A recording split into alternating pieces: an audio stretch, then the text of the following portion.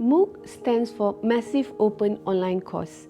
It is massive because it allows access to a very large number of students, much larger than a face-to-face class or a traditional online course. So in MOOC, you can have thousands of students doing your course and you can still measure their learning.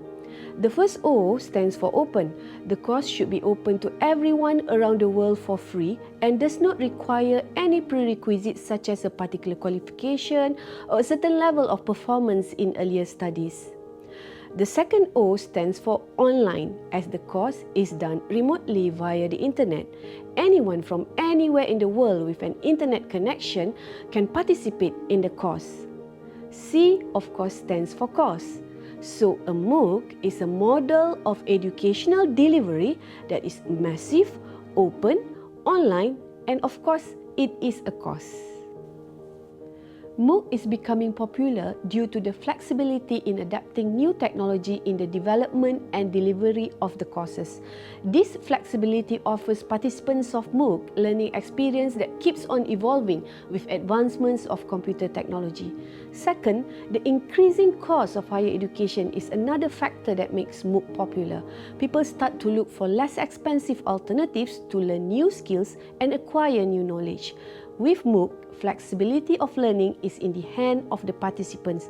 Participants can set their own pace of learning, determine what to learn and how much they want to learn.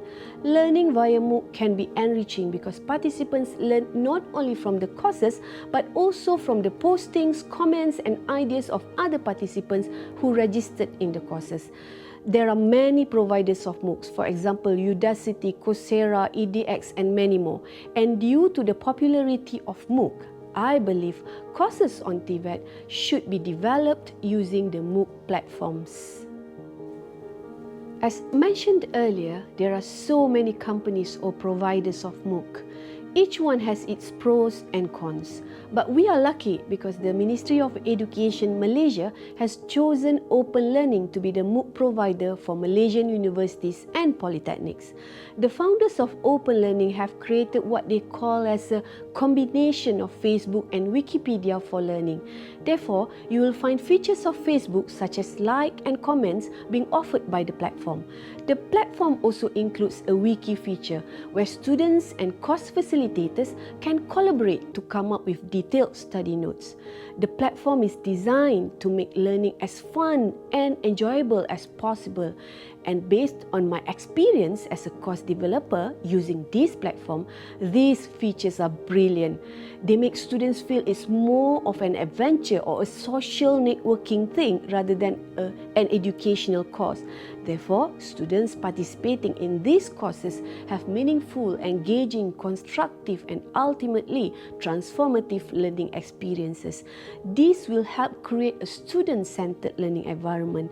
Well, honestly, I can't tell you which provider is the best, but I personally think Open Learning has all the tools that I need to create a student-centered TVET course. It is actually a teaching approach. In contrast from the teacher-centered approach where teachers are in control, student-centered learning focused on the students and the learning that takes place. I like how Professor Mushtaq from Taylor's University put it in a simple explanation in one of the interviews. He used the analogy of how we learned to walk when we were little to explain the educational process in student-centered environment. He said when we learned how to walk, we had people around us who continuously giving us encouragement and feedback.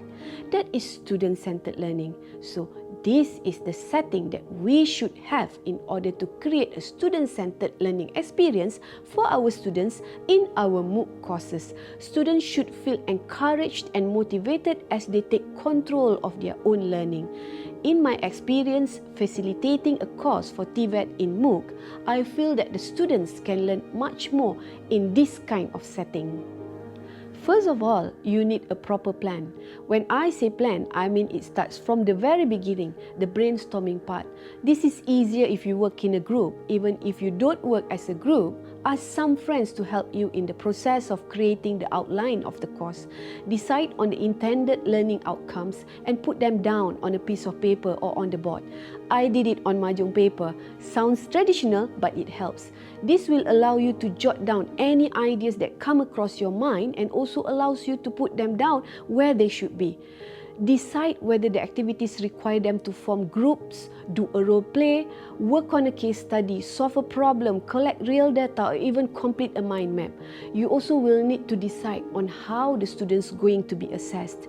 I would ask for some advice from people who have been involved with MOOC or ask for opinions from the experts. I also did what I call as course walking or course visiting.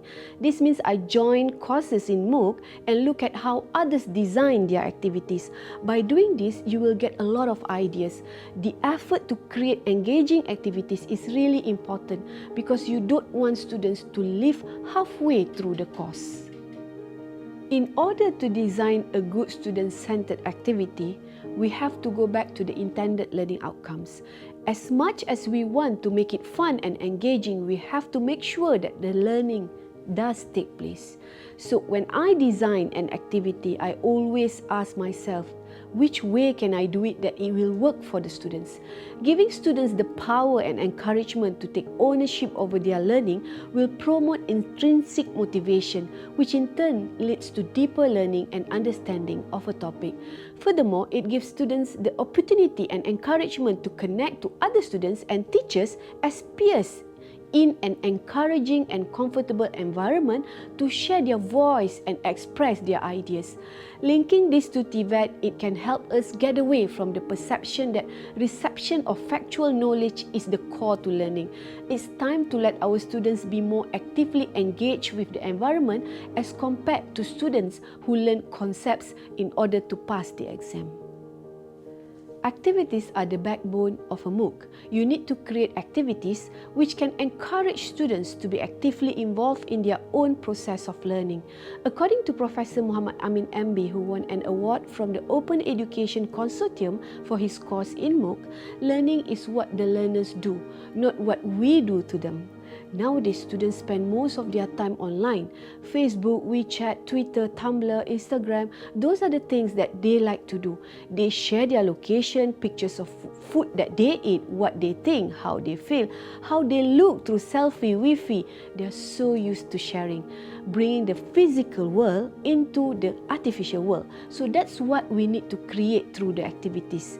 Let them hang out and socialize and at the same time learn through the platform.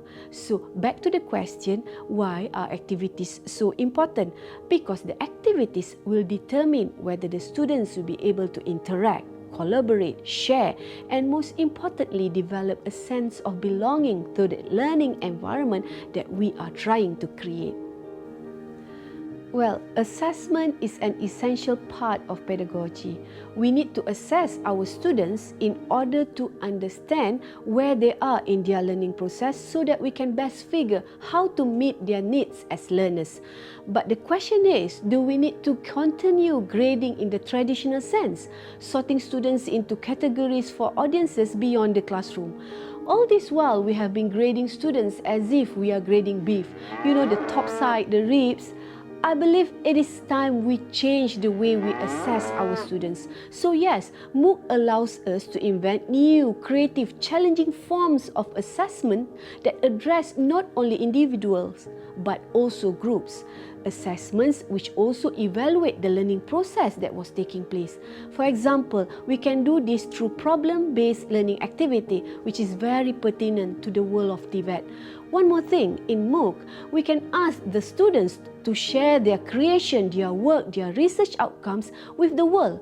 It is no more trying to please the teacher. It goes beyond that because they are sharing it with the world.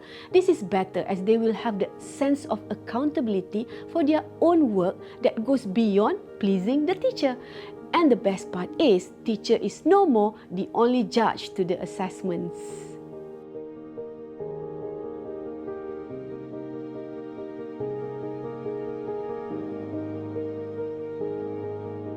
It's in a way going back to the origin of how we learn. So if we think of how we learned how to walk, how we learned how to talk.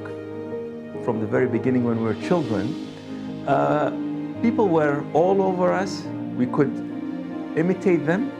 And at the same time, everyone was giving us encouragement and giving us feedback and getting us to start to stand first and then take our first steps. And all this was done in an environment that is full of love and encouragement and belief in us that we will be able to walk, we will be able to talk. So this is ultimately, I believe, is the student-centered learning. There's a famous quotation by Confucius, I think. I hear, I forget. I see, I remember. I do, I understand. So I think if you want active learning to take place, we need to get everybody to participate in the lesson.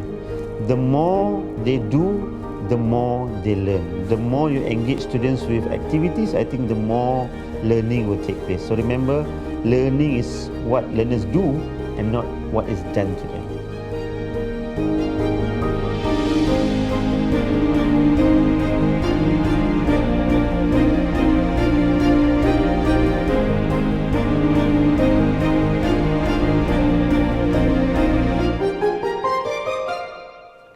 To me, a good course should hook the students.